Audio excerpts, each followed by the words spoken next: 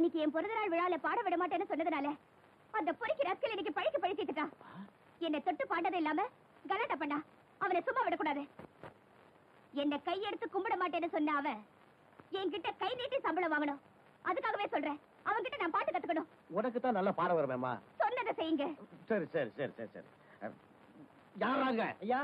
டேய், அந்த சின்னமணியை உடனே கூட்டிட்டு வரீங்க.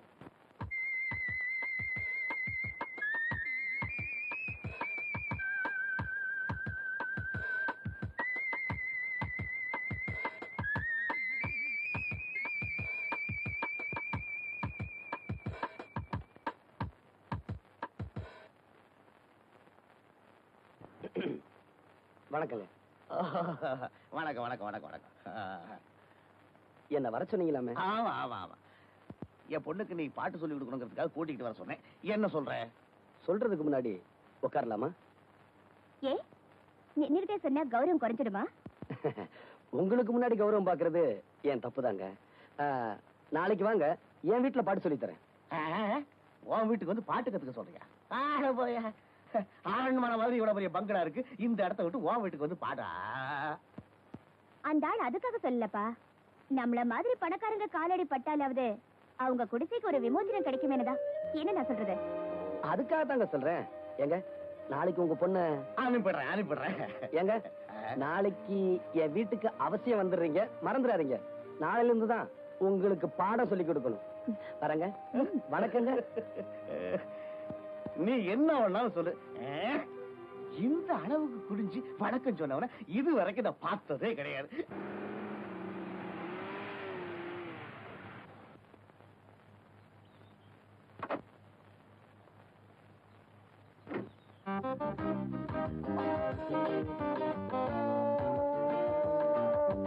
உள்ள வரலாமா? வாங்க.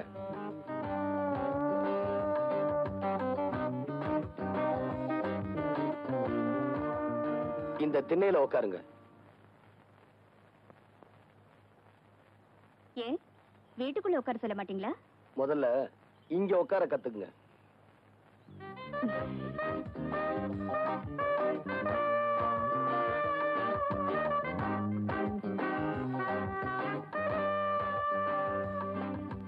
கொஞ்சம் இப்படி வரீங்களா?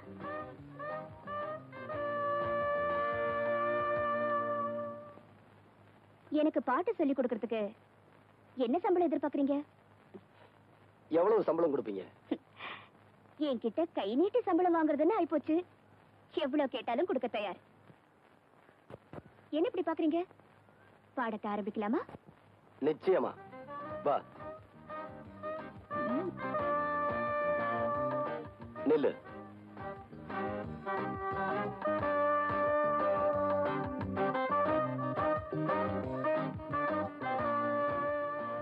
வா. எங்க? சொல்றேன், வா.